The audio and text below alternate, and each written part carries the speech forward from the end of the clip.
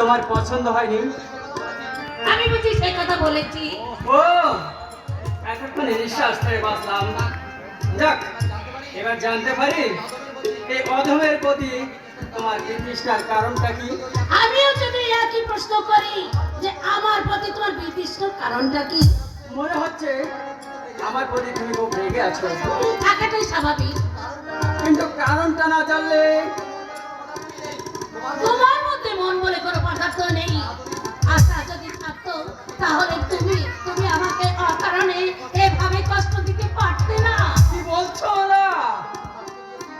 আমি তোমাকে কষ্ট দিয়েছি, তুমি বিশ্বাস করো? আর কেন তো আমি কোনো মানুষকে ছুরিতে খুন করলে বুঝি খুন করা হয়?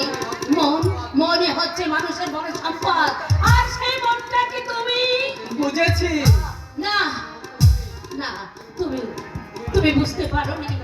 একটা মেয়ে পার্কে দিনের পর দিন দাঁড়িয়ে থেকে যখন তার মনের মানুষের সঙ্গে দেখা না পেয়ে সে বাড়ি ফিরে যায়, তখন তার মনের অবস্থা কি হয় একবার কি তুমি ভেবে দেখেছো?